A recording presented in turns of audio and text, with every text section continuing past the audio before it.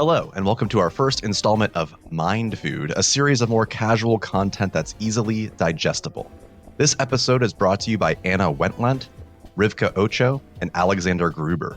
Today, we're looking at the top 10 books that every progressive educator should read. These are personal recommendations by Nick and I that we feel like if you want to be a progressive educator, you should definitely check one of these out. So next time you're at the library or on Thriftbooks or on Amazon or something, maybe add this to your cart and see what's up with it. Before we get started, Nick, is there anything you want to say?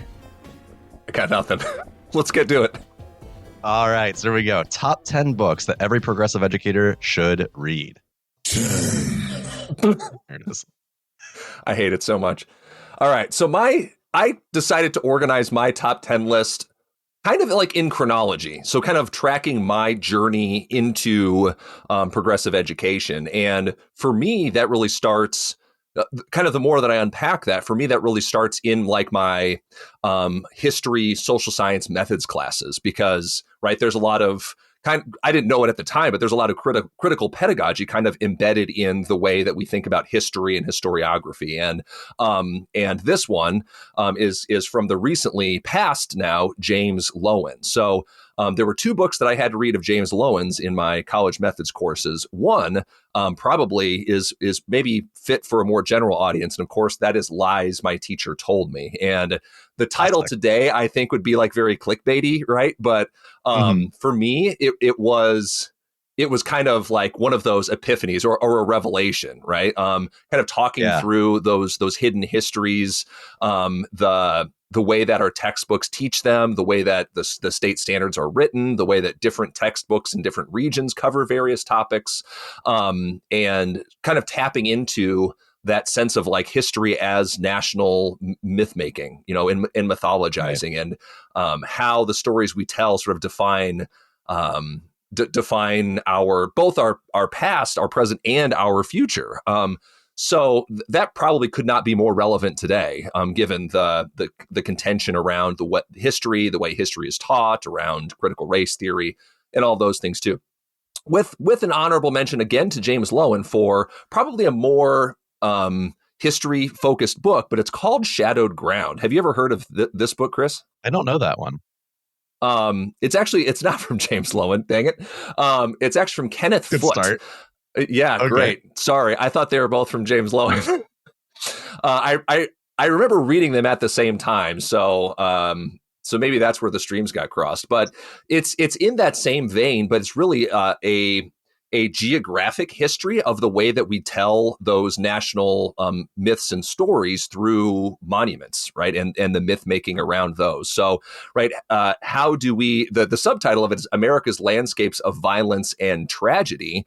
And it really is how we build into our physical, the architecture, our physical landscape, how we commemorate events, our histories, coming clear up through 9/11, the Oklahoma City bombing, Columbine, but really focused particularly on the Civil War, the Civil Rights Movement, and I think that really helped inform a lot of my own pedagogy, kind of going forward, and giving me a platform to be able to, a footing to be able to talk in an informed way about, kind of difficult conversations in the classroom, like what should we do with these monuments to the Confederacy? What do we do with the artifacts in the British Museum? How do we kind of commemorate those things in those spaces? So those two books probably are like more historiography, again, the history methods, but really were the jumping off point for me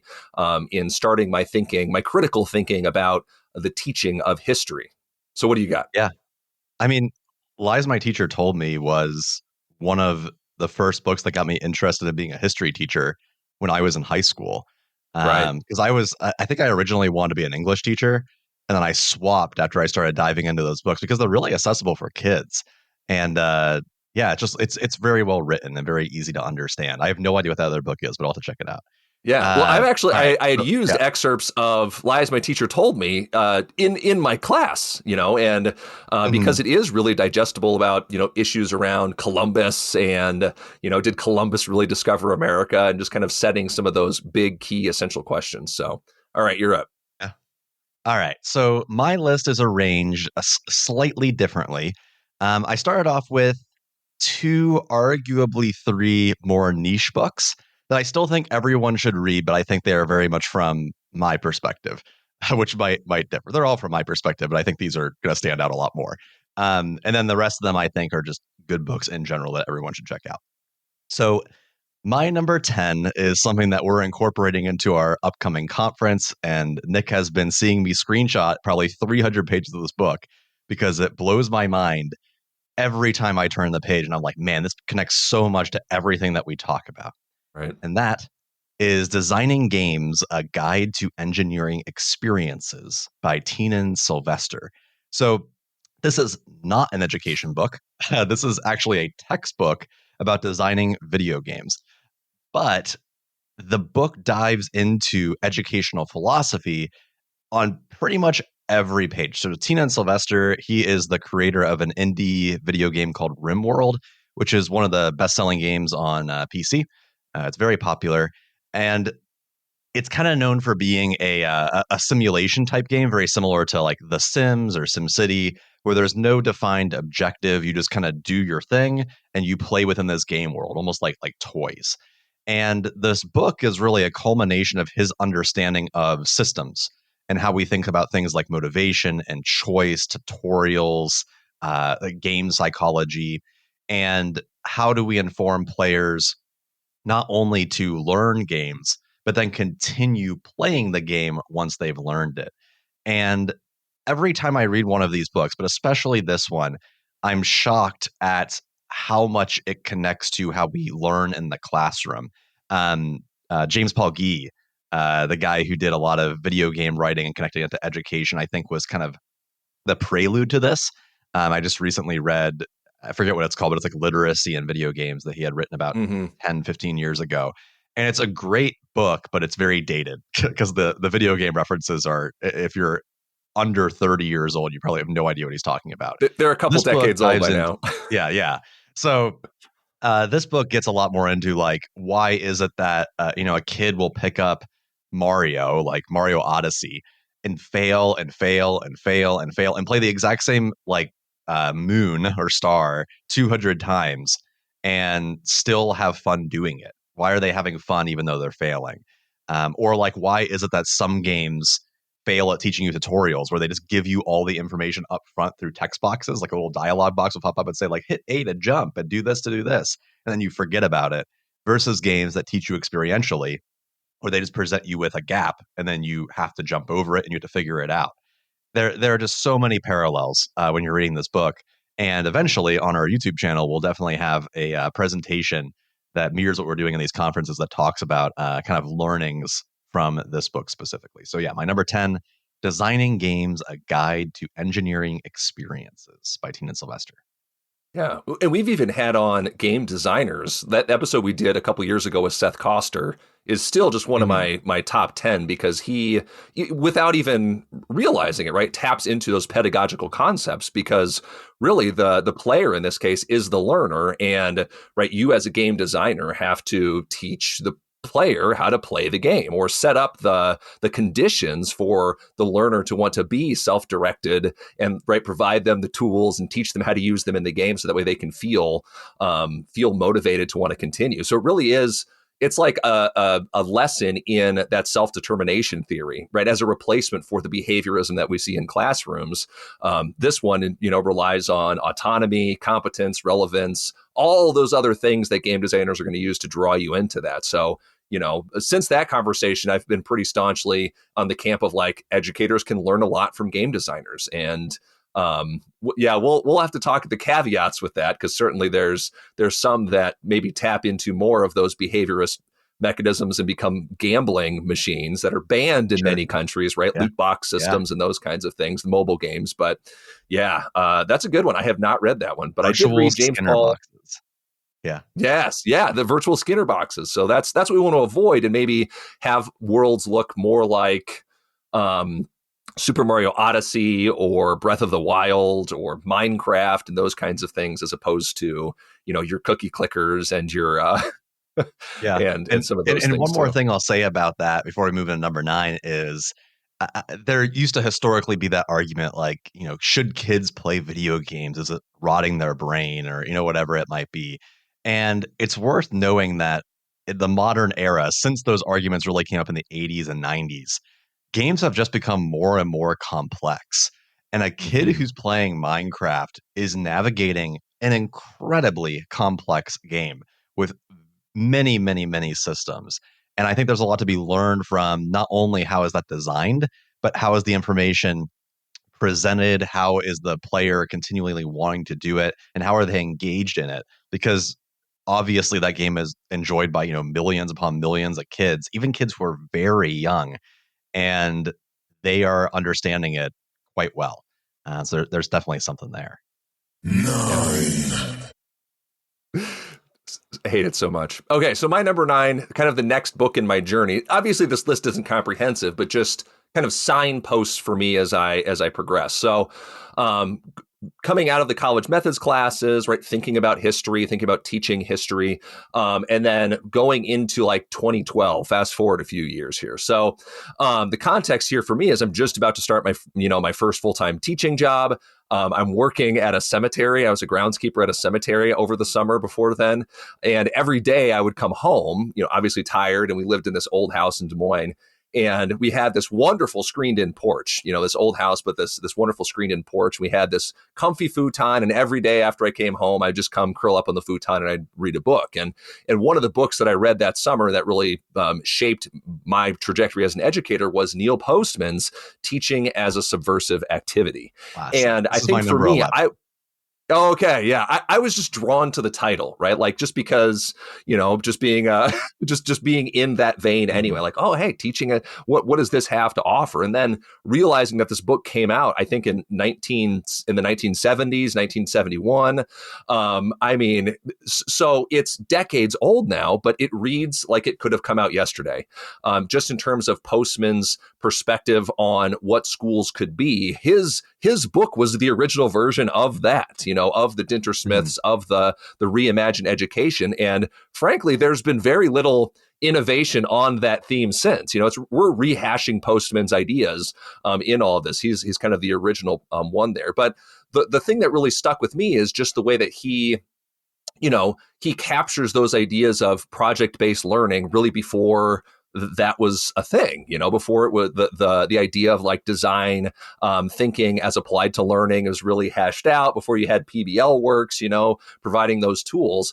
Because his belief first and foremost was that you should have kids involved in doing important work and being connected to the community and answering important questions and all those other kinds of things. So that has been a book that has just kind of stuck with me, and I've even gone back to it a couple more times just to refresh my memory every now and then. And it is just striking how recent it sounds and how radical his ideas still even are today. So I suppose in that regard, then there's a little bit of there's the optimist side where, yeah, we can reimagine education in different ways. And then also, I suppose on the pessimistic side of that, it's, wow, we really haven't changed things a whole lot since the 1970s. So yeah, I would say Postman is a must read for anyone wanting to get into progressive education. Get a little bit of the history, get a little bit of the historical perspective, and then apply that to stuff today.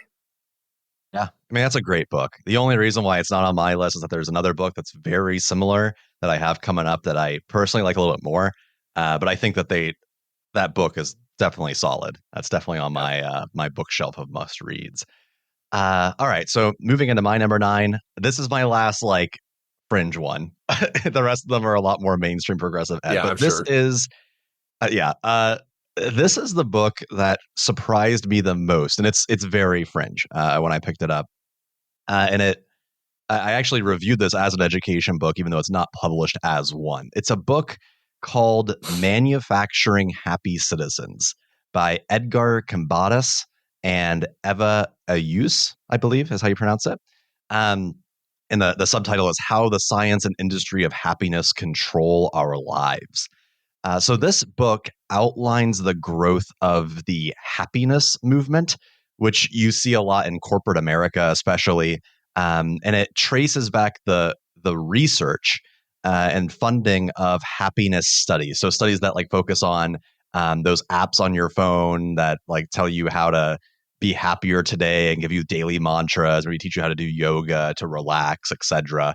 And it connects that to the increasing kind of exploitation of the working class, and Mm-hmm. how more and more corporate entities are paying for these happiness camps and happiness stipends, etc., while simultaneously making you work more and more.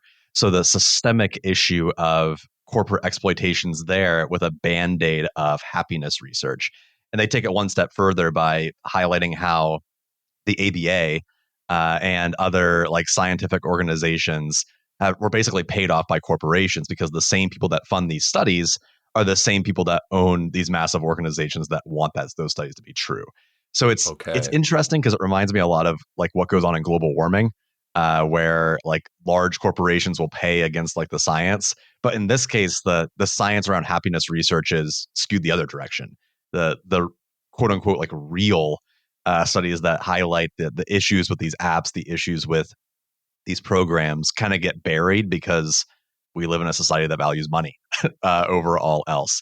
The reason why I think this matters as an education book, however, is that it talks a lot about SEL and mindfulness.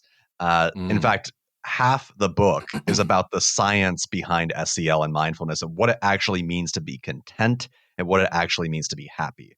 And the thesis is essentially that we need systemic reform, both in schools and in workplaces, so that people don't need apps or programs to be content. It reminds me a lot of how in schools you'll find like during standardized testing week, they might have like a movie night or yoga in the morning or a dance competition or something to like lessen the edge off. But of course, there has to be the question like, if we know it leads to all of this stress and anxiety, why are we not changing the test itself? Like, why do we need to apply a band aid fix? The shocking part of a lot of the work that we do as educators, and it leads to a lot of burnout, is we're constantly looking for ways to circumvent the issues with the system while not looking at those systemic issues to begin with, because we feel like we're powerless to control them. The standardized testing industry is huge, but there's also things like grades and discipline and purpose finding, all these other things that we talk about on our podcast and through our organization that are massive hills to climb. But until those underlying issues are solved, you're just you're working like Sisyphus. You need something to change that overall idea. But yeah, this book blew my mind. It's so clear on exactly what all these issues are, and it highlights kind of the BS, especially in the ed tech industry, and why we need to know about it. So Yeah. that's my number 9. The through line through this, right, is like that individualization of systemic problems.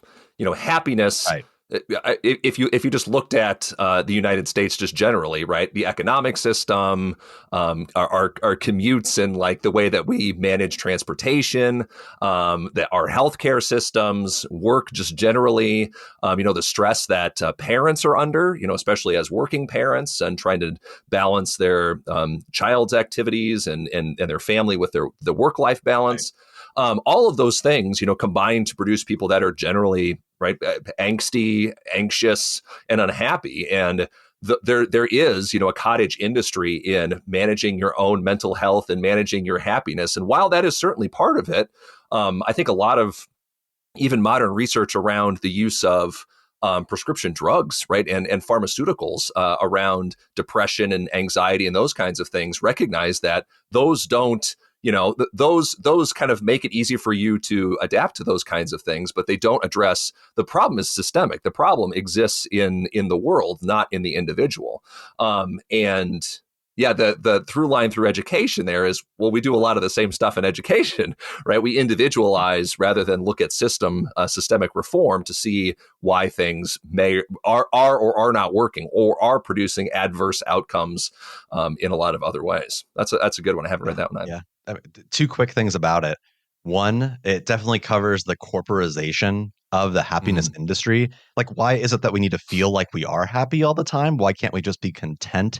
And why can't we normalize the fact that sometimes it's okay to be sad and depressed? Because hmm advertising agencies will make you think that like the solution to everything is just to kind of blow all your problems away with money.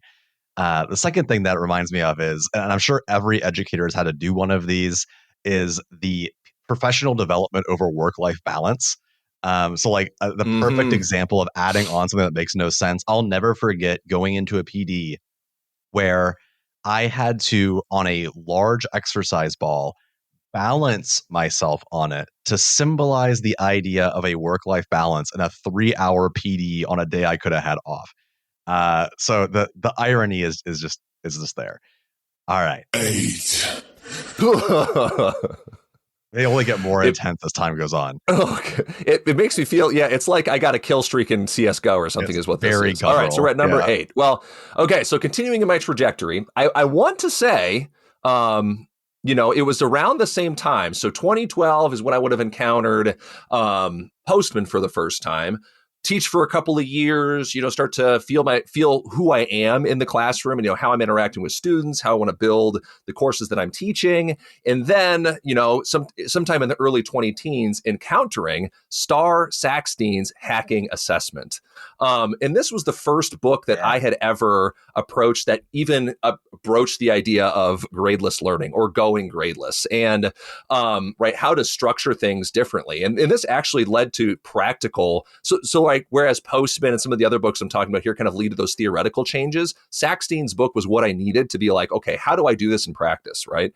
How can I put Postman's vision, which I, again, had no concept of progressive education at the time, into practice? And Sackstein's book gives you that language and some of those tools, right? For feedback, for portfolios, for student-driven conferences, for project-based learning, and kind of broke my paradigm of, and I taught in a very kind of traditional suburban school, and kids were used to just the chapter quiz, unit test, chapter quiz, unit test. And, Yeah. as I progressed as an educator and learned more, kind of not only the dissatisfaction with the way that I felt that was going in terms of not really challenging students, not being particularly memorable or, engaging for kids who really didn't care about history.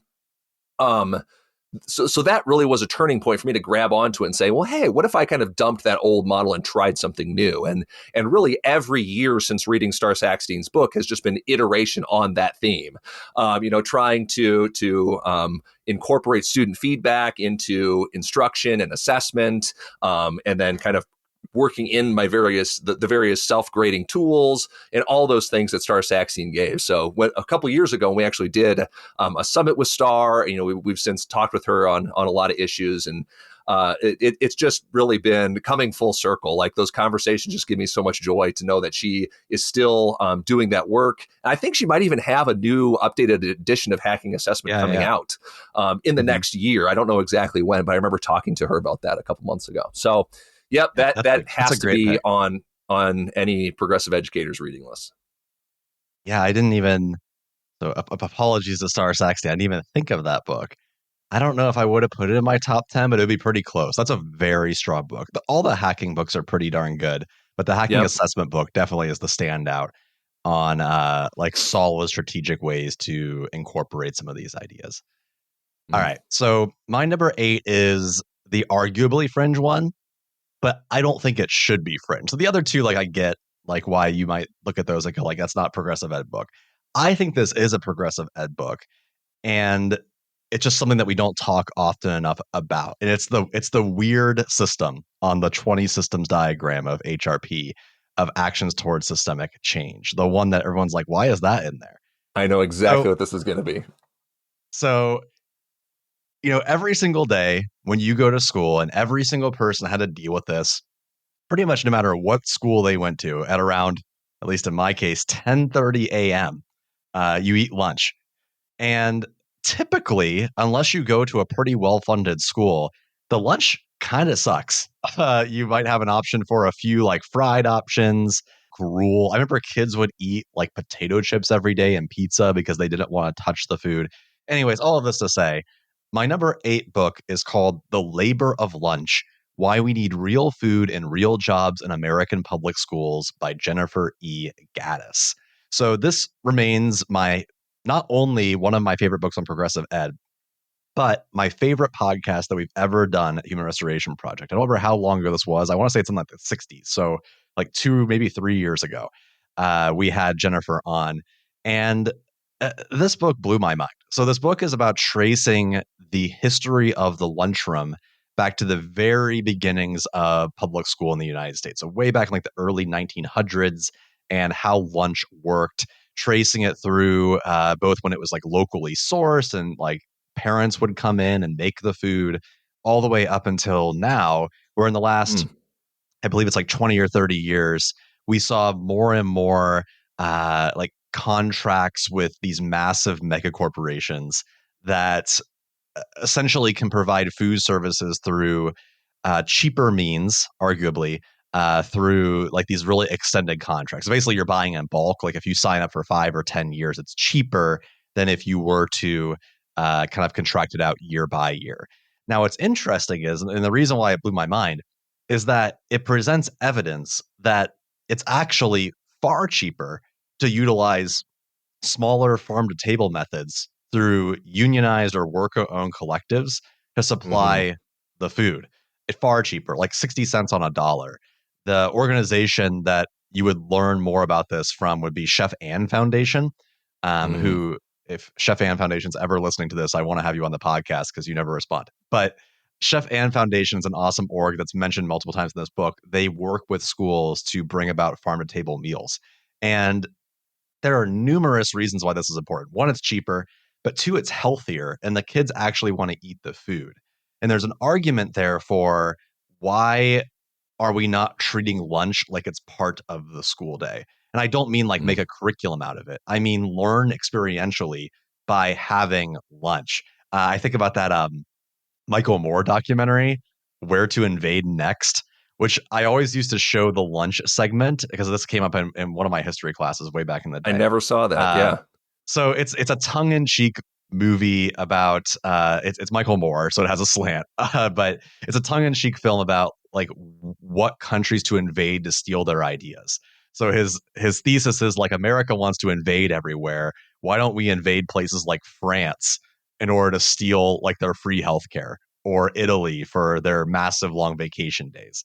And the one that I always showed was in France, their public school system.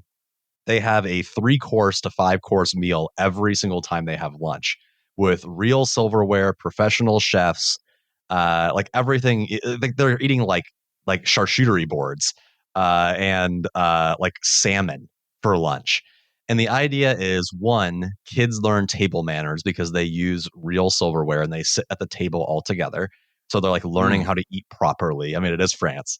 Uh, Two, they have a very balanced nutritional diet. And as probably any parent knows, when you're super young, like first grade, second grade, third grade, kindergarten, that's when you want to expose your kids to a lot of different types of food. So they give them a lot of like different flavor profiles. So that way kids don't just get hooked on chicken tenders when they're young. They're used to eating tilapia, and it's not like weird and Mm-hmm. fishy. So they learn about how to eat different things. And then finally, they teach them what a balanced meal looks like. So they drink water or like some like water based type thing like Gatorade, like Gatorade Zero or whatever. They drink Right. or they eat like like healthy snacks like fruit, and they're also full for the rest of the day, like, which is a novel concept. I remember going through school and starving because I would never want to eat anything. And also like our lunchtime was so early, and they have an hour long lunch as an extended break. So all of that to say, that's like a really long-winded explanation of the fact that we should be looking at lunch as a cornerstone system in progressive ed. It is not a throwaway just for the middle of the day. That is a real part of the school day. And we should be looking at ways to think deeper about that. So my number 8 is The Labor of Lunch by Jennifer Yeah. E. Addis. This just became an episode about that book. If we would have let It, Chris keep going. I could keep Um, going. I love that book. Yeah, it is so fascinating just to think about my own. I feel like seventh grade, I have very vivid memories of lunch for some reason. I don't know why. Mhm. Beforehand, afterwards, like it is what it is. But seventh grade, I remember like there was like an a la carte line that you could get Little Debbie snack cakes in, and you could get Mhm. milkshakes, and you could get so you could send your kid to school with $5, and they would have 2 zebra cakes and a milkshake, and like call it good, and they never have to touch anything that's not mass produced junk food. It's absolutely insane how we can't seem to synchronize transforming school systems with the food systems and connecting the dots to student health and cognitive growth and their health and well-being and their learning communities as well. So what a bizarre thing. For sure. All right. 7. Okay.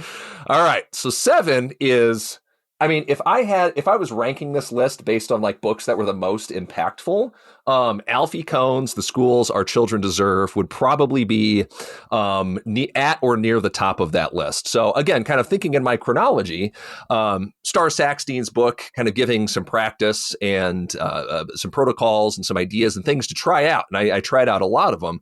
But Kohn's work is really rooted more in summarizing, anthologizing the research and actually putting a skeleton, an outline on this idea of progressive education. And so it really was after I read Alfie Kohn's The Schools Our Children Deserve that I started to perhaps identify more as a progressive educator and really knowing what it is. Because the book is kind of, again, it's an anthology of a lot of his different ideas on grades, on standardized assessment, on God, you name it, discipline practices, all of those. And probably if I were to thumb through this book, there's going to be underlines and dog-eared pages with excerpts that I thought were particularly powerful.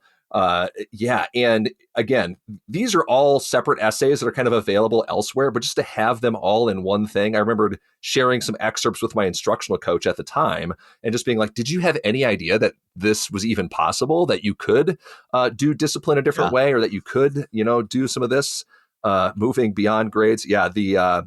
His essay in here from, what is it called? From degrading to degrading is still, I mean, probably HRP all-time classic. Like if we do PD on ungrading, that is like our go-to essay there. So yeah, Kohn just kind of getting putting a holistic framework on progressive education and coming at a very important time in my career too. So it's kind of after that, I suppose, that sort of radicalized me to be like, man, why do we do anything the way that we do it?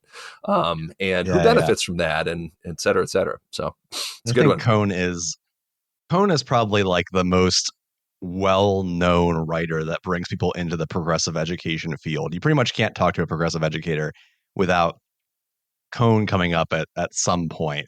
I think the reason is that his work is very accessible. Not only is it all free, but there's not a lot of fluff. My main issue with a lot of education books is that there's too many stories. There's too many just like 10 pages of just like background information. Just tell me the things I need to know. And Kohn is very research heavy. He's very he's not very personable. And I don't mean that as like an insult. Like it's just the way it's written. Like it's very down like factual and to the point. Yeah, and I like that. I mean, I've always tried to emulate that in the stuff that we put out too. That it's not story driven. It's just like there's no emotional connection. When you're reading this, it's like this is why it works. Here you go, done. And you can kind of fill in your own stories a lot as you go. It is wild to think too that Alfie Kohn was such a high profile. He was a public figure. I mean, he was on Oprah. He was a household name in the 1990s, and it's wild to think of who that could even be today. Even somebody like Tony Wagner or Ted Dintersmith, or kind of think of the pantheon of edge celebrities today, can't even touch where Alfie Kohn was in the 1990s.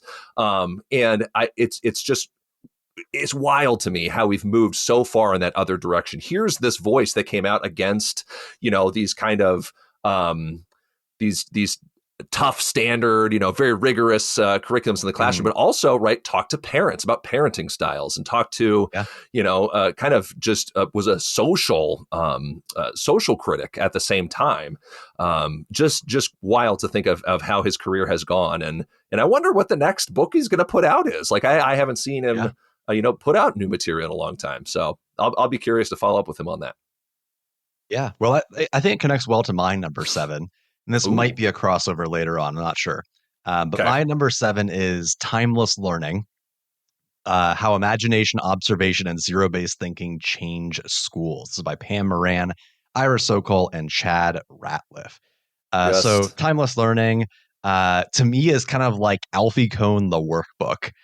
So while Alfie Kohn might present like all like the research and give you sometimes almost like a cynical look, because like you'll read through it and it just feels like the world's collapsing in because there's all these issues and there's all this research to support it. Timeless learning presents similar information, but also gives you essentially hope. It gives you discussion questions, it gives you activities to do. It is very much designed as something that you would use in a professional development environment to incorporate progressive education. Specifically, it brings up that concept of zero-based thinking. Like, what would you do in the classroom if there was no existing norms? If all of these systems weren't there, what would you do? And it makes you think a lot about, how could we do things differently? Also, the foreword's really good. The foreword's written by Young Jo, who's on our board. So, I've always been a huge fan of Pam and Ira and Chad and the work that they're doing, because not only are they writing about this, but all of them worked in public schools. They were public school They have done the work. Yes, they actually have a real thing. I'll never forget reading about Ira Sokol's gym program. It obviously isn't his, but like at his school, where they transformed the often stressful curriculum-based gym program where everyone does the same thing and you go get changed into your gross shorts and you run a mile around the track or whatever, which doesn't inspire kids who aren't healthy to all of a sudden be healthy. Lifelong fitness I'm a living advocates. example. Yes, but instead they convert it to be more of a gym type environment where there's all these different options between games and gym equipment. So like if you're someone who's on the football team, you can lift and you can like log and like learn good form, etc.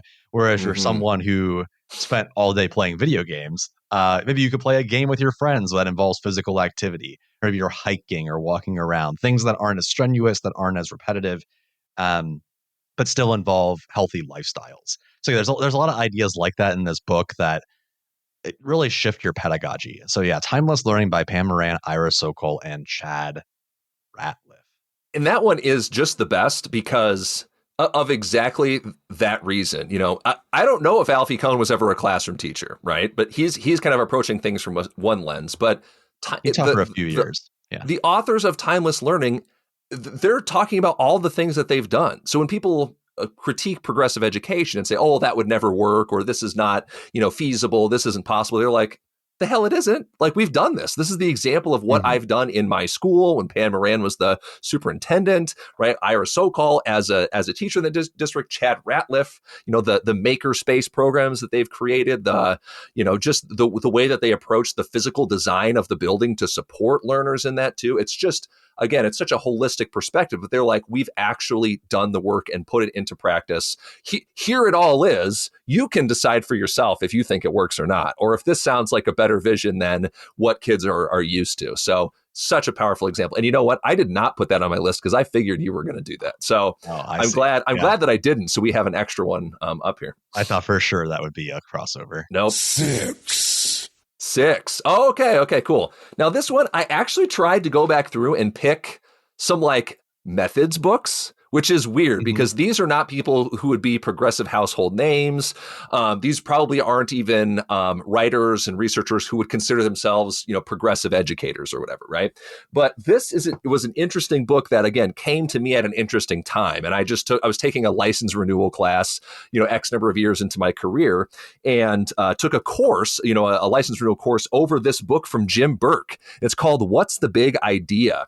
Question-driven units to motivate reading, writing, and thinking. And so, right, again, a frustration with the curriculum is that it's so atomized into lists of things that you have to memorize and then test about, et cetera. This really just strips it all away and asks that question, okay, what's the big idea? How can we reformulate our units of instruction, the things that we might consider as learning progressions, not around the content of a textbook, but around what matters? Right? What is the core concept here? What's the big picture question that we're going to have our kids answer? And then what artifacts we're going to gather along the way? It really is kind of like a design thinking book applied to conceptual learning. And it really was as a result of reading this book that I did just that. I went back through my world history units. I reworked them around those big essential questions. And one of the more powerful units that came out about that was for our imperialism unit. I thought I had like good activities and things for it,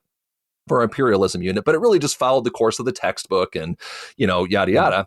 And I was just like, okay, I'm going to throw all of that out. So this is years and years later. I'm going to throw that all out and I'm going to rework it around this big question.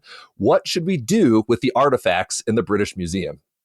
And then organizing the entire unit around, documents and virtual explorations, op-eds, both sides kind of exploring those things. And the end result was students having to like justify and like curate their own kind of portfolio. It's kind of like create your own DBQ, right? You select documents and artifacts and things, and you use those to make your case for what we should do with them. Should we give artifacts back? Should we, what different kinds of things? And just framing it in that question, the discussions that we had, and it was such a deeper learning experience than, some of the things. Again, good activities that students had done successfully well in the past. Just kind of reshaping that into that bigger picture thing. That's just one example, but I found just the learning was a lot more engaging. I was more engaged in it too, and really it pushed my boundaries as like a resource curator, because I couldn't rely on the old tools and textbooks and things that I had. I really had to branch out into that area. So a good book, Jim Burke, What's the Big Idea? I wonder if that's where Dan Kearney got the name for his podcast from. Shout out to Dan. What? The podcast, What's the Big Idea, is a very good podcast. It is. And the podcast kind of gets the same thing, right? Just drill down to the essentials. What are you going to do? And again, since it's a methods book, it has just real practical, it has examples of organizers and protocols, and here's how you can get kids to ask big picture questions. Yeah. So my number 6 is quite similar. I actually see it very similar to my last pick, which was timeless learning, because it's written in a very similar way, but it's also like got a lot of practical stuff in there that you could actually use. This is, I think, the newest book on my list by a mile, because I think it came out last year, maybe 2 years ago. And that is Equity-Centered, Trauma-Informed Education by friend of the show, Alex Bennett, who was on our podcast not too long ago, talking about, I believe it was actually on this book. It might have been when it first came out. Equity-Centered, Trauma-Informed Education is one of those books where every single time I read it, I was like, did we write this book? Because it's so similar to everything that it is that we're talking about. To me, it's a perfect connection between the Manufacturing Happy Citizens book, which is about the issues with mindfulness programs, with Timeless Learning, which is a book that talks about how do you actually build a school that incorporates progressive education. This book talks about how do you build classrooms in schools that are trauma-informed. And Alex's primary argument throughout the entire book is we need to be looking at underlying systems that cause trauma and that cause inequity, as opposed to putting Band-Aids on things. So she runs through one, like, what does it mean to be trauma-informed, which is not only an important topic, but it's one of those things that I personally find it hard to get PD on, at least PD that gets this deep, that isn't just those tacked on programs. And it also dives into, like, how does an everyday teacher combat inequity in the classroom when there's all of these different forces and kind of imperialist, capitalist, hegemonic ideas that are just located in everything that we do. It not only offers an explanation of all those things, but again, it offers like activities you can do. It offers templates. It offers discussion questions. It is very much designed to be a PD book, and therefore it's something that everyone could use to think critically about their practice. So yeah, I love that book. That's definitely worth a pickup, if only just because it's so timely. It's written post-pandemic, so it has that context. That's Equity-Centered, Trauma-Informed Education by Alex Bennett. Great book. And Alex is an amazing person, great learner. I mean, her energy and engagement and curiosity is always it always bounces off onto me whenever we have interactions too. So love Alex's work too. All right, what's next? Five. Episode is going to be this is going to be 5 hours long. Okay, so number 5. This is another methods book. Again, I'm trying to go for some cuts that I thought may be useful again in my trajectory. coming off of what's the big idea. Another, you can kind of tell this is around my license renewal time, so I had to gobble up all these credits. To be frank, I was not expecting to get as much out of either of these as I was, right? You do the license renewal credits kind of as a formality, and it just kind of is what it is. I tried to pick some things that I thought were more aligned to me, but you never know how that's going to go. So my next one is actually from authors John Antonetti and James Garver, and it's 17,000 classroom visits can't be wrong. Strategies that engage students, promote active learning, and boost achievement. And one of the Yeah, I know, right? Again, it was like a book study class around this. And the reason why I pick this is because this kind of came about at a time too where we were engaged in a lot of curriculum conversations, and that word rigor kept popping up. And our district was using, Bloom's taxonomy to root all these conversations. And I found it so limiting, because they treated Bloom's as a ladder, where you'd have to start with these base and proceed through all these things. Yep. And in my opinion, it made our unit planning suck. It made it boring, and it made it, students had to jump through a lot of unnecessary hoops to get to the meaningful, important things, because they're like, no, they have to memorize these vocabulary words first. And I hated it. Okay, so I'm great to have on curriculum review, by the way. But this actually came with and kind of built their book around this powerful task rubric for designing student work. And so really it was picking as you go through a unit of study and as you go to design, like, hey, here's what we're going to have students do with this, instead of saying, right, it's going to be based on this Bloom's ladder or this Bloom's hierarchy or whatever, it's going to be based on these three qualities: cognitive demand, academic strategies, and engaging qualities. And then it kind of ranks them in a 1, 2, 3, or 4. And their rigor divide actually is then like a cross section of all of those skills. Right. So we would just say, okay, at the highest end of things, the instruction or the assessment part that you're evaluating would have students evaluate or create. That's the only Bloom's interaction. Everything else says, right, comparing patterns or adding, combining, or ignoring patterns, extending thinking, doing mathematics, compare and contrasting, personalizing or making unique decisions about content, creating a new representation, identify and extend patterns, explain and defend or justify ideas. Sounds a lot like our interdisciplinary subject work we're doing. It so is, yes. So it actually takes, all of it takes domain of knowledge. It takes a lot of these other frameworks and synthesizes those things together and says, okay, rigorous tasks should have you learning with others, right? And should rely on interdependence instead of independence. It should have a sense of audience. So, right, the lowest form is going to be, right, just an audience of yourself or like a partner or the class. The highest one is like an audience I want to influence, right? There's an element of intellectual and emotional safety, right?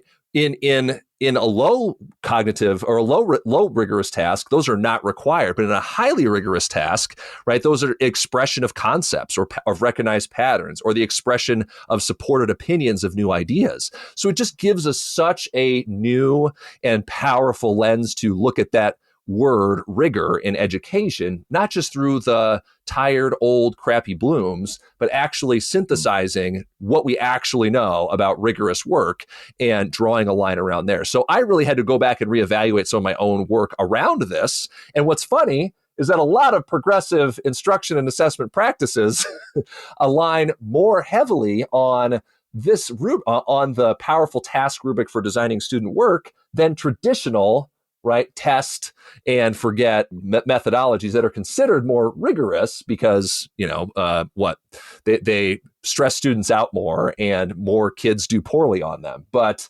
so that was really like both validating, I suppose, and also, right, just gave this. So I brought this framework to the table and having those curriculum conversations said it has Bloom's, but we're going to look at some of these other things too. Unbelievable to me that somebody making 6 figures as a curriculum director can't do better than Bloom's taxonomy. Give me a break. Yeah. What's that one called again? Oh, that is called 17,000 Classroom Visits Can't Be Wrong. And I believe John Antonetti and I are mutuals on Twitter too. So shout out to John. Your book's great. Get him on the podcast. Yeah, that's one of those things where it's like, do we reclaim the term or not? Like rigor, kind of like Yeah. growth mindset, where it's like one of those Yeah. things where originally it probably wasn't that problematic, and then the way it was co-opted and used, this is especially the case with Carol Dweck's work, became more and more problematic, and now there's like a pushback on like using that term in a different way. Hmm. I don't really have strong feelings one way or another on it. I just know that the challenge, it is undeniable that the challenge of what you're tasked to do in a progressive ed classroom is more difficult. Free play, for example, in elementary school is way harder than a worksheet.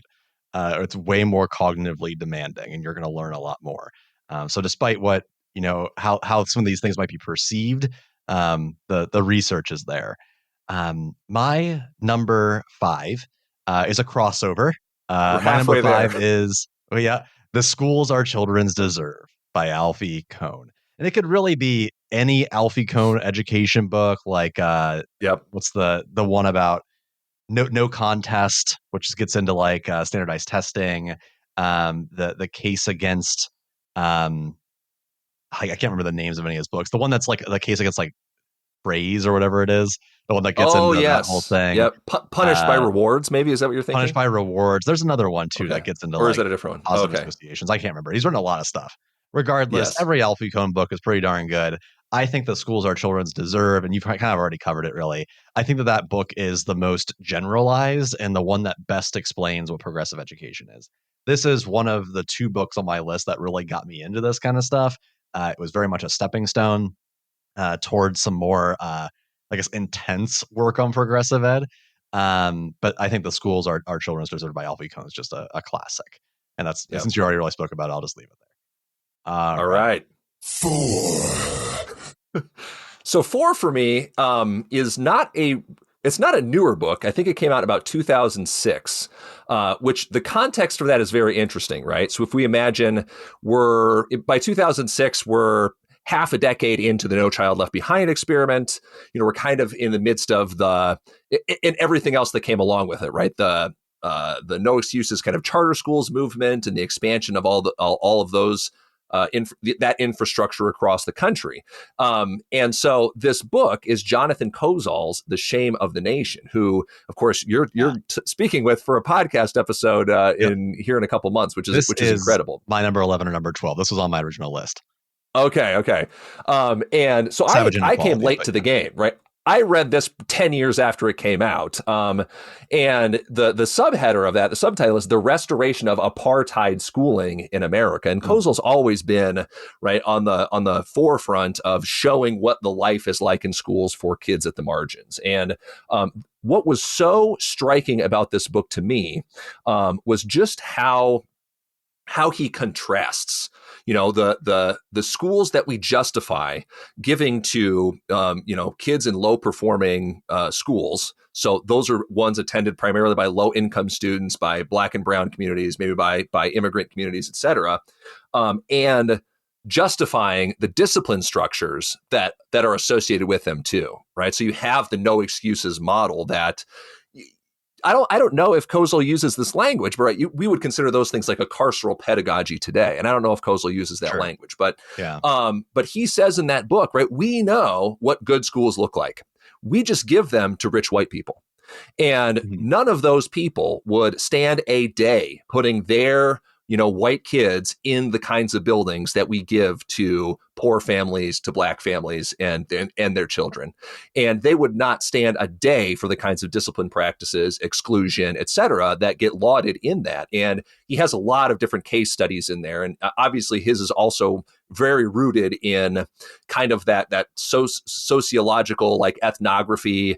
He visited a lot of these buildings. He's telling their stories, and it was just like a wake up call to me in that context, because I don't think I had read an author, a modern author, write about that apartheid schooling that would exist in the 21st century. And of course, we know today that schools are more segregated now than they have been since, I think the peak was maybe the 1980s, post Brown v. Board, and it's just been on a downhill slide since then. So yeah, a great book, kind of looking at that structural the structure of schools and school funding and schooling conditions from Jonathan Kozol.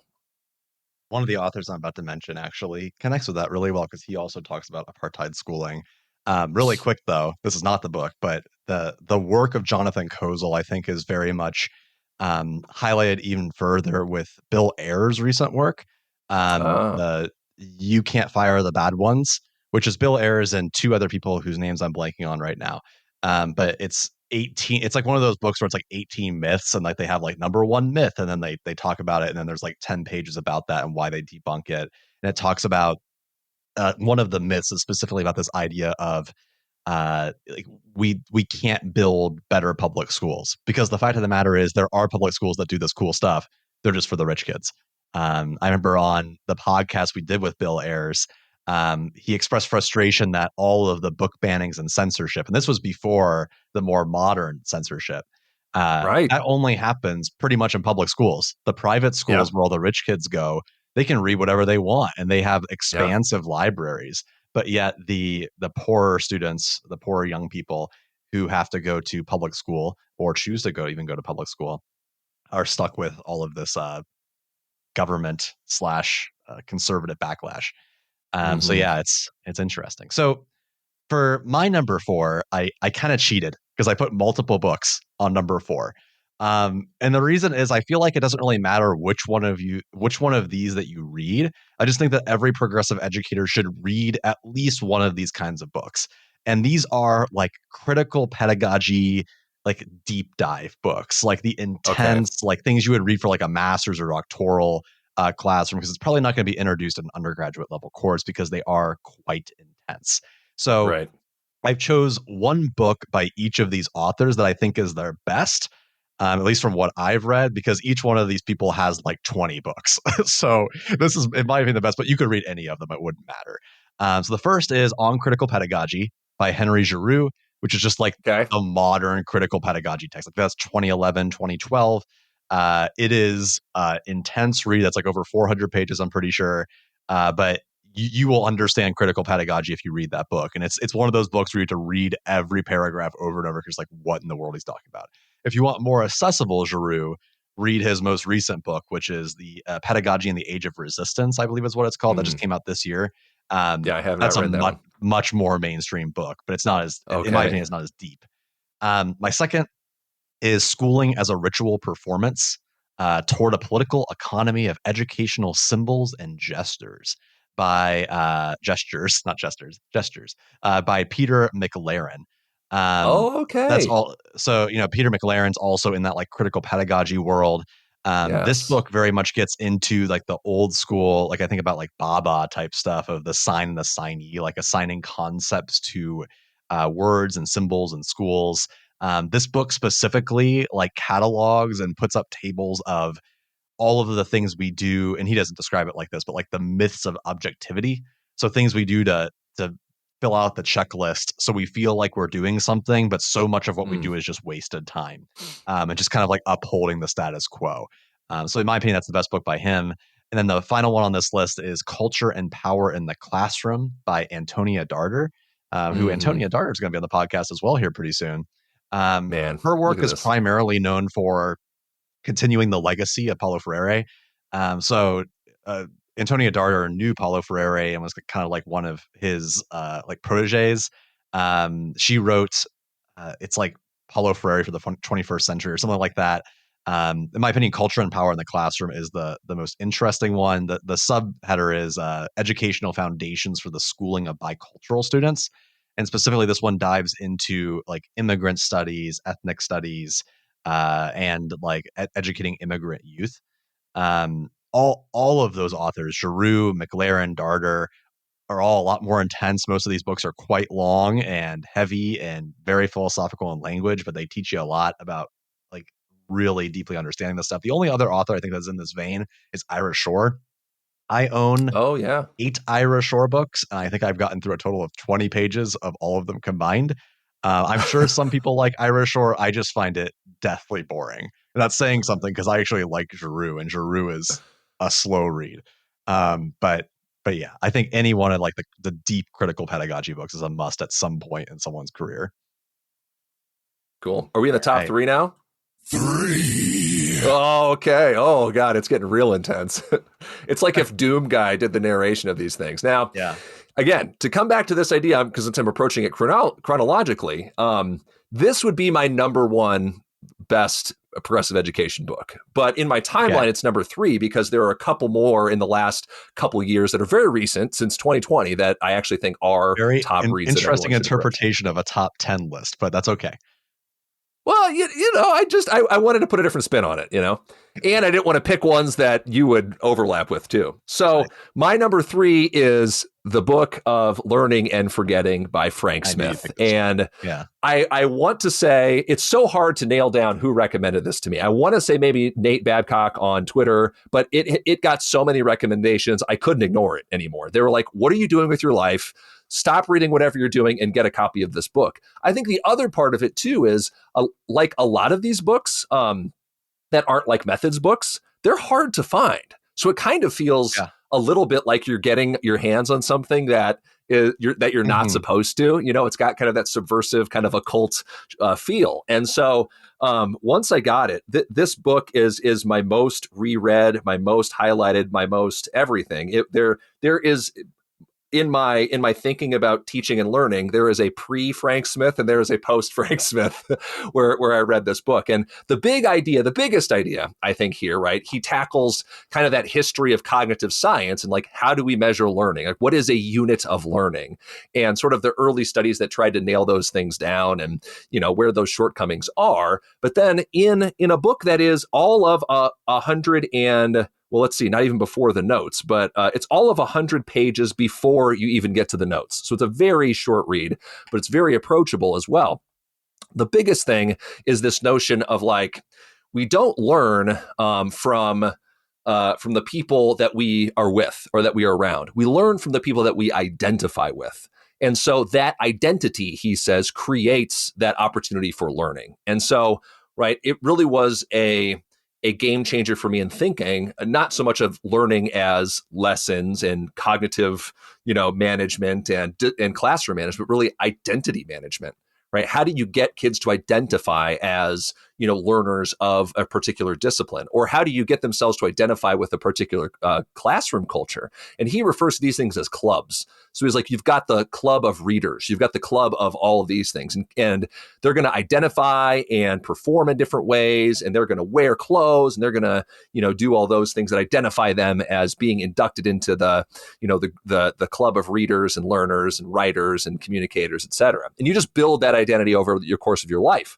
But he also says too that rather than be rejected, since human beings don't like rejection, we will reject those identities. So if we feel like we don't fit into the club of readers or social studies or like the various disciplinary silos, I'm not good at science. Well, what does that even mean, right? It means you don't identify in the ways of thinking that the club of science thinkers would do. So. I really refocused again all of my classroom practices around this idea. Like, does this help bring students into the club that I'm trying to creating, or does it push students out? Right? Does it help them identify as learners, as thinkers, as induct them into a disciplinary way of thinking, or does it exclude them for X, Y, and Z reasons? And that concept was a game changer for me. And I've done some PD around that concept as it relates to grades and grading, because those send fixed and damaging messages, not just about our learning, but about our identity that we choose to reject rather than be rejected by them. It's like that idea that you can't fire me, I quit. So kids, disengage, disconnect from school, et cetera. This is the book that I could talk all day about because it was such a game changer. So thank you to those on social media who recommended it to me. And I cannot recommend the book highly enough. Yeah, that's the Book of Learning and Forgetting. Yeah, that's a good book. I like that one as well. I probably put that in my top 25. I don't think I resonated with it as much as you, but I do see the importance of it as a work. I think it's a really good one. So in my top 3, my number 3 is probably like the dark horse book. Not because I don't think that it's a progressive education book. It definitely is. I just think this author has been overlooked. She's the person that both of us have connected with a lot. uh, who I think is just, if not more relevant than Alfie Kohn, just as much relevant as Henry Giroux, even like Mm. Paulo Freire, like big names. But her work, I never hear anyone mention it. And she just came out with a new book like last year, and she continually I think I writes. know who you're talking And about here. that is, who do you think it is? Susan Engel. It is Susan Engel. So Susan Engel, I guess as a heads up, used to be on our board. But the only reason why she was on our board is that we reached out after reading this specific book, and it blew my mind. Um, that is The End of the Rainbow: How Educating for Happiness, Not Money, Would Transform Our Schools. When I first picked up this book, I picked it up on a whim from the library when I was just like going through the education like rack, and I was just like, oh, I've never seen this author before. I'm just going to grab this and read it. And I don't think I've ever been more engaged with a work before. I read it all in one sitting, and it's like 250 pages long. And Mm-hmm. everything is so sometimes I think Alfie Kohn gets criticized for coming across as like sarcastic or elitist, because he's just very like direct in his opinions. Like his mantra or like his persona feels very much like, if you're not doing this, you're doing something wrong. And it kind of feel bad to read. And I think some of the folks that identify with Kohn can be a little bit too intense on classroom teachers, while Okay. ignoring a lot of the structures that teachers have to navigate. Susan Engel to me is more approachable Alfie Kohn. I personally would recommend Susan Engel over Alfie Kohn if I were trying to get someone into progressive education. This book features that very research heavy stuff that you would find in an Alfie Kohn book, while being a little bit more narrative focused, but not in a fluffy way. It goes into Susan Engel's work as a child developmental psychologist. So she's done a lot of studies with her students that are the actual studies that she references. And specifically, The End of the Rainbow talks about our obsession with college and career readiness, about STEM education, about college prep, about AP classes, all of these things that would be considered that rat race of the classroom. And she dives into all of the reasons why child developmental psychologists overwhelmingly say we should not be doing any of those things. And Mm-hmm. instead, we should just focus on making kids calm and content and having fun. And kids would learn not only the same, but more from being more relaxed and happy day to day. And you can kind of see the thorough line here between all of these books. I mean, I think a cornerstone of progressive education is understanding the connections between happiness and contentment and learning. Because for so many people, especially adults that aren't educators, folks that just like grew up within the education system, they've normalized the idea that sending your kids to school is a necessary evil. That when you go through the classroom, you're going to be bored, you have to suck it up, you have to deal with it, you have to pick yourself up Yep. by the bootstraps. And my argument would be no. Like, that's not what education is supposed to be. It should be a place of Right. wonder and joy and happiness and democratic action. Like, I should want to go to school just like when I was in first grade, how I loved going to school. It should maintain that the entire way, all the way. But Yeah. seriously, this book is so good. It also gets into the debates around research. Susan Engel gets into a lot of debates with cognitive scientists, which are especially popular amongst more conservative or traditional educators, that would Mm-hmm. argue that we should do more rote memorization, that we need the canon, that kids should just sit down and learn something that's more effective. And she dives into like, yes, that works great in a lab setting, but no one actually wants to learn in that environment in real life because humans are Yep. not lab rats. They learn in very complex ways, and there's a lot of other things we need to consider, like the social and emotional side of things that matter. So, if I were listening to this, if you have not read The End of the Rainbow, you need to read that book like tomorrow. That's a great book. Yeah. In any of Susan's work. Yeah. Yeah. The conversations we had with her, when she was on the board were just, she's another one too, where just, she's such a great communicator. Mhm. And is just, has so much intelligence and has such an ability to relate these complex ideas in such a relatable and powerful way. So yeah, I so much appreciate Susan. What's really interesting too is that the most recent wave. I was just talking to Jason Ablin about this yesterday when we were discussing his book for the podcast.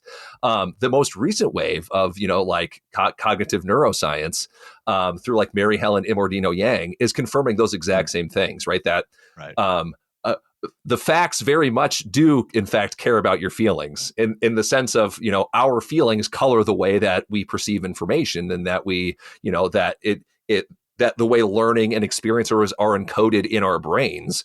And like that notion of embodied cognition, that we're not just brains in jars and measuring inputs and outputs, but that, the rest of our body and the way that we feel in the world actually has a huge impact on our ability to learn and the way that we recall information and how we put it into action. So yeah, she's like ahead of her time on that work there. For sure. All right. 2. Number 2. Okay. Close. So this one where is everybody skipped ahead just to hear this part. Yeah, exactly. On the YouTube, it'll say the most watched part, if we get any views at all. But but this book is fascinating to me for a couple of reasons, because it's a book that was written pre-pandemic, came out about a month before the world collapsed. So I think a lot of people got their hands on it. I think I got my hands on it maybe in late March of 2020. This was my first pandemic read. That was like an actual hard read, not something that I'm just like trying to distract myself from existential horror with, right? Because I was so excited to do this. Now, Kevin Gannon is somebody who, we've talked with a lot for the podcast. He was up until recently teaching at Grandview College in Des Moines, very close to me, and so I was able to see him speak at an Iowa History Teachers Conference. Obviously, watched him in the documentary that he appeared in, the 13th, about incarceration and the prison industrial complex. And so I just resonated a lot with his work as a historian, right, as a critical theorist, as an Iowan, and all of those things. And so when his book Radical Hope dropped in 2020, this was a book, again, that was written pre-pandemic, but that resonated with so many of the themes that we were then living through in the early part of the pandemic in 2020. One thing that I think has been really prescient about that message is, especially via now Henry Giroux in the speech that he gave at our the keynote that he gave at our conference to Restore Humanity, is echoing those same things, right? Hope is a platform for action, as opposed to creating. Kevin borrows from this older, he's like a Dutch pedagogue or something, with this notion of the classrooms of death, and that connects maybe even back to, I'm synthesizing it now, maybe with Frank Smith's those clubs, right? Are we creating classrooms of death, which in the early part of the pandemic, of course, certainly resonated, but it was that idea of like that necrosis, that just like we can't do anything different, that we can't, that learners have to act and participate in these certain ways, or could we create the opposite things and make classrooms that are generative of new ideas and new ways of being and new ways of learning and like all of those things. The other idea that Kevin Gannon's book here really gave to me too, because he situates the beginning of it, and kind of his impetus for writing was seeing the protests in Charlottesville in 2017, right? The Unite the Right rally there, because he kind of frames it in that famous picture now where you have, in that torch march that they had where they were, chanting "Jews will not replace us" as they were marching to the Robert E. Lee statue there, is the face of this young man. And he's like screaming and shouting. He kind of became emblematic of that whole march. Now that man was a student at the University of Nevada, or like our campus in Reno, Nevada. All right. And his whole thing is like, what good is an education? What good is a college education in particular, if you can go through that and proceed and make the decision to fly to Charlottesville and participate in a white nationalist rally?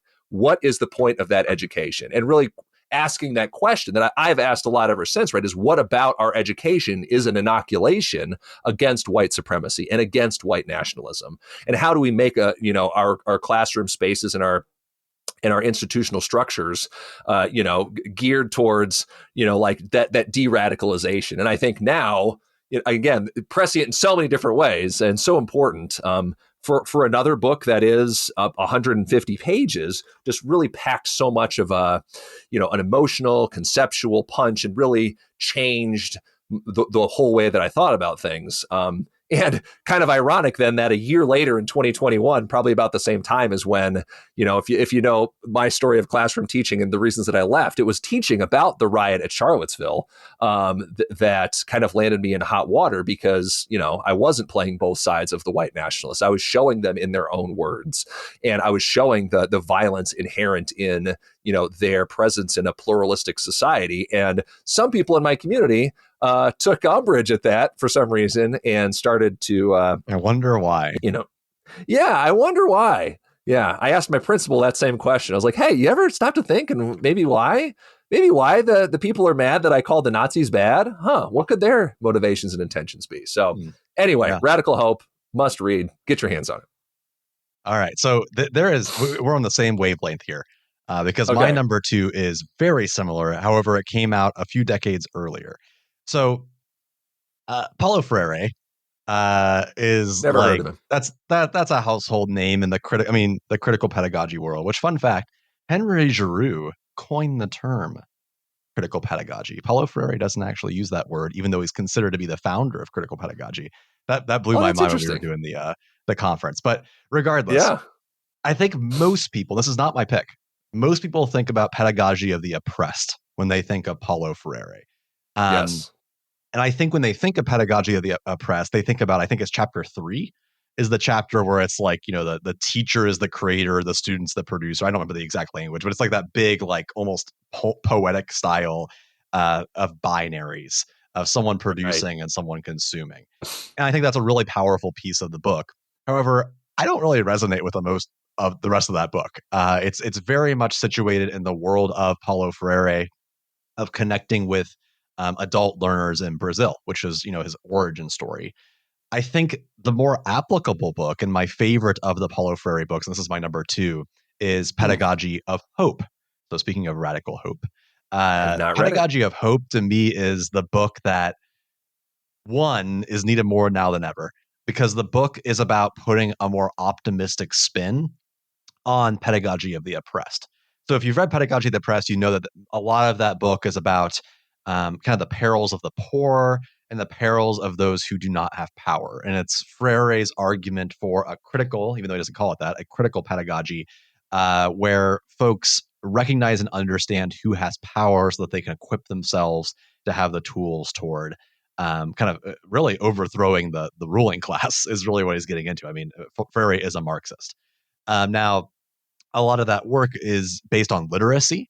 Freire is probably most well known for developing an adult literacy program so that folks had the wherewithal to navigate these waters.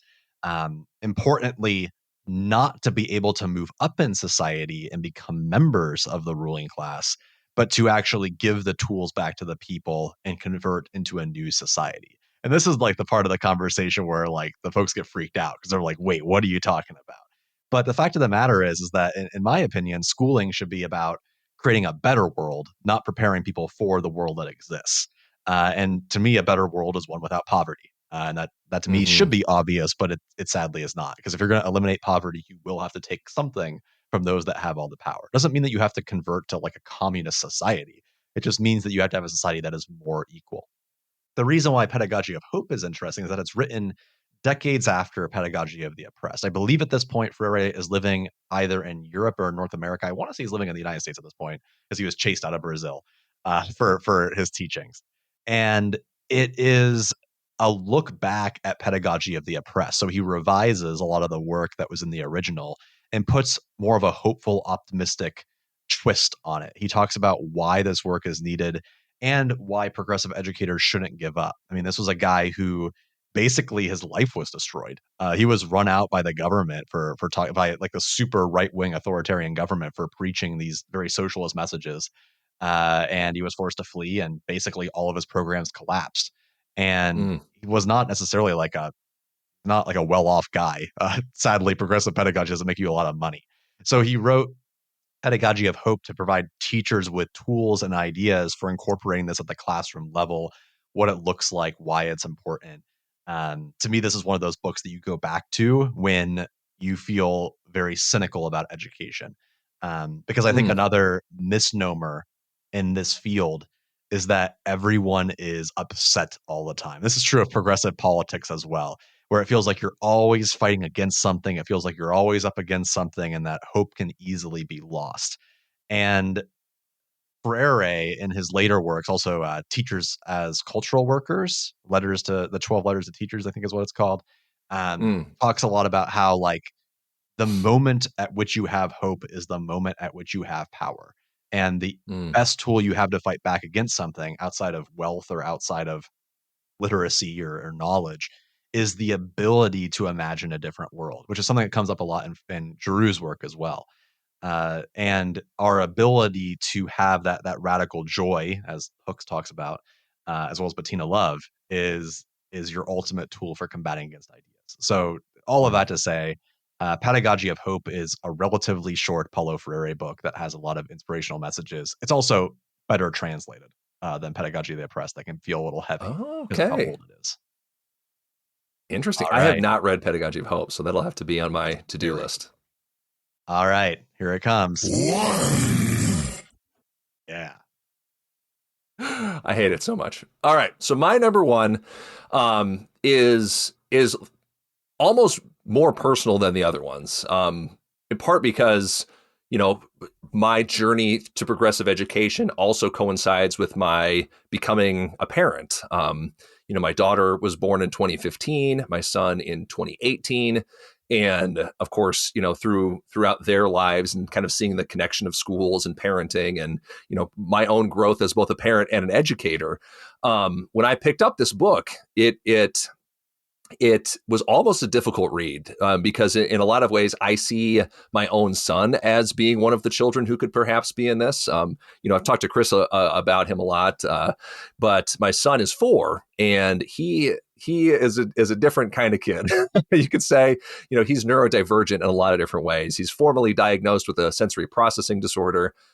He had developed in the last year some pretty striking hearing loss that we were able to take care of with surgery at the beginning of this summer.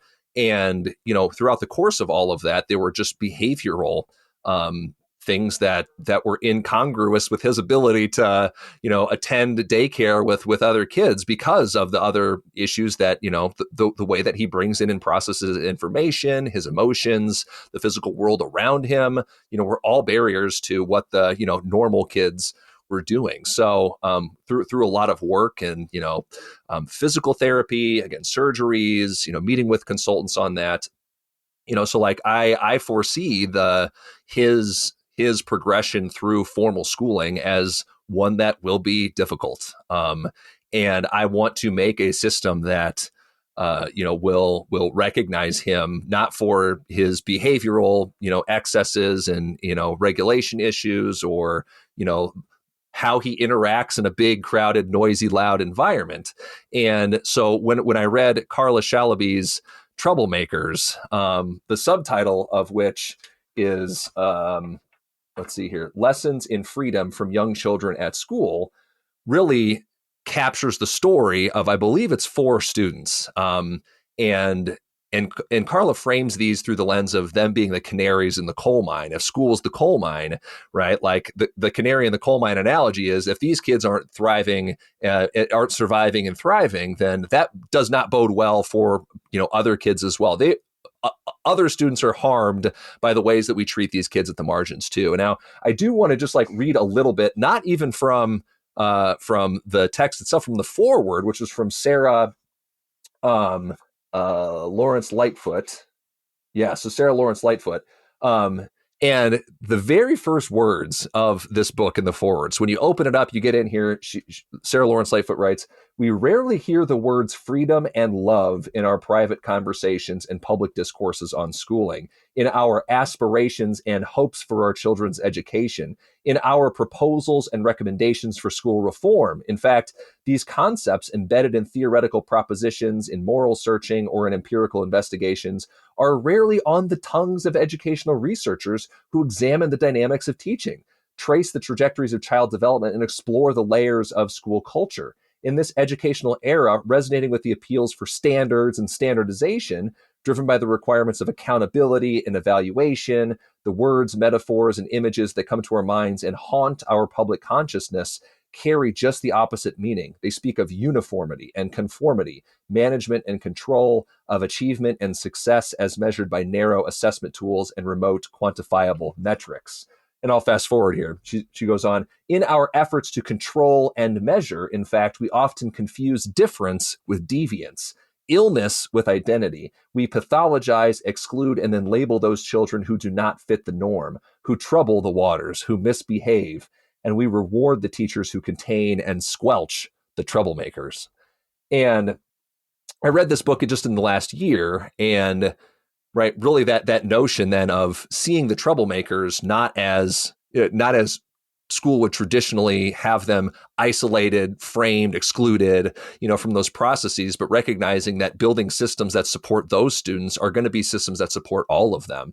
And there's so much power in the stories that she tells because it's basically an ethnography. She sat in and observed students in these classroom environments and, did home visits with their parents to see them in these different environments, and really just saw these students for the awesome kids that they were, but also for the ways that they deviated from that. So again, it's hard not to kind of get emotional and take that personally because, my kid is going to be, on the receiving end of Shalaby's, perception in that. My 4-year-old could be a kid in this text. And so really kind of making that a personal mission for myself to want to restructure schools in ways that can support him and other kids like him who don't fit into those molds. I mean, that's a fantastic book. Yeah. I'm gonna also put that at my number 11. I really like that book, and there's a lot of great stuff in there. It could fit in my top 10 quite easily. I just wasn't thinking about it. That's a great work. Yeah. So to keep the pace going here as we hit the hour and a half mark, this is good content. Should have done top 5. You could probably guess my number 1 book because I talk about this book pretty much every time that we're in a meeting. I quote and or reference something from this book because it's impacted me more than anything else I've ever read, let alone an education book. It is the book that made me want to be a teacher, or at least solidified it. And it's the book is the cover yellow? The cover it's yellow or green, I think, depending on the edition. I can't remember which one's which. The cover is yellow. Okay. On my version. All right. So that book is Teaching to Transgress, Education as the Practice of Freedom by Bell Hooks. To me, the best book ever written on progressive education that not only dives into the nature about what progressive education is, but is a modern interpretation of Paulo Freire, because Bell Hooks also was friends with Paulo Freire and did a lot of stuff based off of his work. It incorporates her experience of growing up in segregated classrooms and on anti-racist education. And it dives into like kind of the modern difficulties of integrating progressive education in spaces that are inherently neoliberal and capitalist and very much against a lot of the things that would be best for kids. I went ahead and pulled up because you read a quote. I figured I'd pull up one of my quotes from this book. Hooks writes, "When education is the practice of freedom, students are not the only ones who are asked to share or to confess. Engaged pedagogy does not seek simply to empower students. Any classroom that employs a holistic model of learning will also be a place where teachers grow and are empowered by the process. That empowerment cannot happen if we refuse to be vulnerable while encouraging students to take risks. Professors who expect students to share confessional narratives, but who are themselves unwilling to share, are exercising power in a manner that could be coercive. When professors bring narratives, all of their experiences into classroom discussions, it eliminates the possibility that we can function as all-knowing, silent interrogators." And Hooks brings in so many ideas about like not being neutral, about recognizing the myth of objectivity, about diving into why it's important that we think about our race and class, gender identity, disability, and all of the work that we do. I think a very valid criticism of a lot of books that are popular on progressive education. So not like your Giroux and stuff. Like I'm thinking like Cohn's work, even like kind of like a little bit more mainstream, like Dinter Smith or Wagner, is that they don't talk a lot about anti-racist education, about gender and gender identity, about disability. They don't bring up a lot about identity politics, which is a necessary thing to investigate in a public school system where all of the things that we're talking about, but especially like Kozel and Hooks and Giroux and Darter, are recognizing the fact that, again, the schools that are incorporating all these ideas are inherently those that have political power, those for rich white kids that are capable of having the cool progressive schools. Um, One of the things that bothers me a lot about doing the work that we do at HRP is that the schools that are easy for us to get into, for the most part, to do professional development that are like Mm-hmm. recognizing this cool stuff, are schools that cost $30,000 a year to go to. It's not the schools that are struggling to have budgets or that struggle with all of the different government kind of regulations that have been placed on them for quote unquote failing their school report card. They're not going to bring in folks like us to do cool work because they're worried about memorization and keeping up. So to me, Teaching Transgress is a book about hope. It's a book about understanding how to teach. And to me, it's the validity factor. When I read that book, I think that what I'm doing is right and I'm not a crazy person. Because there were many Mm-hmm. times in my teaching career where I would walk in every day and I'd be like, am I just doing this all wrong? Because it doesn't feel right. It feels like I'm like messing up, or this is too chaotic. It's too weird. I'm being too open. And that book really nailed it for me. Teaching for a community, I think is just as good. I think that Teaching the Transgressors is slightly more applicable for day-to-day practice, but they're both, I think, great books. And same with all like Bell Hooks, like feminist work, I think was very powerful for me understanding and kind of dissecting what that means. Yeah, I can't recommend. Bell Hooks is my favorite author, so I can't recommend it enough. Yeah, that's my top 10. We want to do We did very it. quickly honorable mentions. Rapid We fire, can do honorable mentions. We've made a rapid fire. full feature length film out of this Yes, episode. So I have one of my honorable mentions is going to be Cornelius's Miners. We got this. that's also one of mine. That was on my list Okay, for he honorable because mention. he wraps up all of it's like everything that we've talked about in all of these other books, but presented like aesthetically, it is Yep. so cool and so useful. I mean, it really just fits with his understanding and his experiences of the world, kind of in that comic book format. And you can you can see Yeah, just how I mean many of these little he's tabs I have. sneaking in Frere and Hooks into that book. Yeah, it's Yeah. exactly it. And but the tabs are because he has so much useful stuff. It's just Mhm. like these really useful diagrams that you could make photocopies of, these organizers and protocols. It's just such a useful operational book to implement these practices. Like it's culturally responsive teaching. It's like all of those theoretic academic concepts, but just like, hey, here's how you actually do that in your classrooms with kids. My So next one would that's a be great one. oh, sorry, I'm flying through 'em. I didn't mean to cut you off. My next one would be Excellent Sheep by William Dereshowitz. It was the book Oh, I it's a always good one. handed to kids. That's the book Yep. that tells he's a Yale professor that talks about why uh, we shouldn't be on I think he calls it zombification process, where you Okay. just go like next step education. You go through middle school and high school, and you go to college, and then you do this, and then you do this, and then you hope that you get a good job, and then along the way, all of that purpose finding is lost. Which I'm just going to toss it in here right now. My next book on the list was The Path to Purpose by William Damon, that outlines all that purpose finding research. To me, those two books go Okay. hand in hand. One more that's also in those kind of list of three books is Frank Bruni's Where You Go Is Not Who You'll Be, which is talking Oh, I've about never even heard of uh, it. that's a book about all of the people that have gone to state schools or community colleges, wherever that might be, and have been just as successful as the people that get into elite colleges. To me, Yeah. I used to teach when I taught students in history. We used to have like an education type unit whenever kids wanted to do it, and I would pull excerpts from Dereshowitz, Bruni, and the other one I was just talking about that I'm blanking on right now. I pull all three of those together and talk about uh, like what does it mean to go to college, and like Mm. does it matter where you get into? And the thesis behind all of that is it doesn't. It doesn't matter where you go because it's all about connections anyway.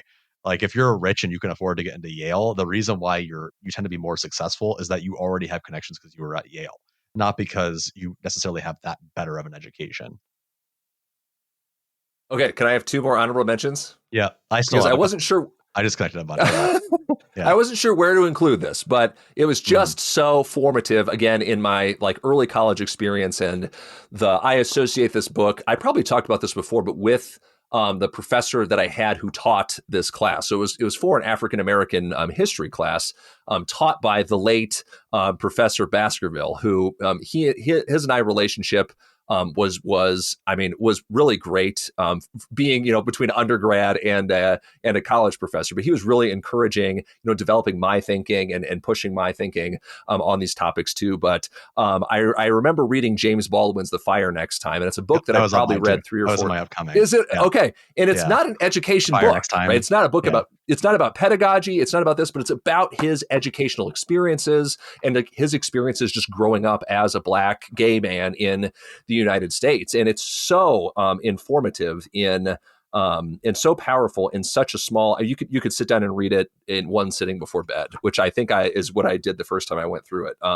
But yeah, just there's not anybody I think who can touch the prose of Baldwin and the impact that his words have. So it's like there's always a bit of my thinking that has kind of Baldwin's experiences via this text in here too. And one more then would be John Dewey's Democracy in Education. I mean, probably like the founding text of progressive education would be like Dewey's work, and it's dense. I have not read this whole book. I've read parts of all of the pieces of it, right, to kind of synthesize it. But he was one who really was laying that foundation for thinking of exactly that. Like, what is the purpose of education? What's the purpose of education to create citizens? What is the role of education in a democratic society, democratic system? In a time where it was anything but.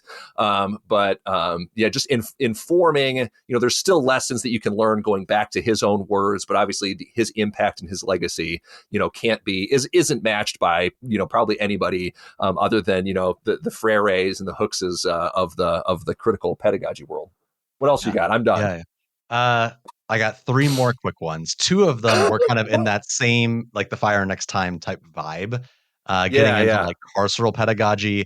One would be the recently released "They Do That We Do This Till They Free Us" by Kaba, Oh yes, which yes, isn't necessarily an education book, but certainly the carceral stuff goes into the education world. And being aware yes. of that helps you combat that in your classroom. It's a very well written book. The other one, which is an education book, is "We Want to Do More Than Survive" by Bettina Love, which is kind of like the educational version of that same thing. I Yep. I love that book as well. I considered putting it in the top 10. I just wasn't really sure where to put it, and I wanted to throw in my kind of like weird picks at the beginning. So it would probably be up in the top 10 if I didn't put those in there. The only other book, which is it's kind of in relation to the Carla Shalaby book, where it's like one of those things where I don't have kids, but if I did, I would hope that educators read this book because it reflects my experience in school, which is Quiet Yes. by Susan Cain. Like I know that's like a pop Oh. sci book. Um, that used to be really popular like 5 to 10 years ago. Everyone was reading that in regards to like it's not an education book, but that it's also just more like a fun read, but it talks about why the world is very much built for extroverted thinking. And it dives a Hmm. lot into classrooms and teaching, where it seems like the more elite of the school you go to, the more they focus on public speaking and group work and like really intensive extroverted conversations. And I find a lot of connections there to one, to myself, because I was always a very quiet person. I still am. Yep. I am not the kind of person that likes to do small talk and just constantly like present. It's just not my thing, despite doing an hour and 40-minute long podcast. Uh, but I don't like talking. Yeah. also, Right. yeah, but also, I think that there's a lot to be learned. And even though I don't remember, and I could be wrong, but I don't remember Susan Cain diving much into this, but I see a lot of connections to neurodivergence and how we design hmm classes for different methods of speaking. And some of like the most intelligent, like the best perspective I've ever got on education have been from people who don't communicate through word. Like they don't communicate by speaking. They write hmm everything out or they present things in different ways. And again, if we're going to build a culture where it's a better future as opposed to the world that we're building right now, we should allow people to present things in different ways so that they can build those structures down the road that are there. That doesn't mean that we can't acknowledge the existing issues and like prepare people for those problems. Like we can't just, it doesn't mean we need to throw the baby out with the bathwater. But we can do two things at once. We can juggle those concepts. So And I that's my think too, list. There'll probably be more things.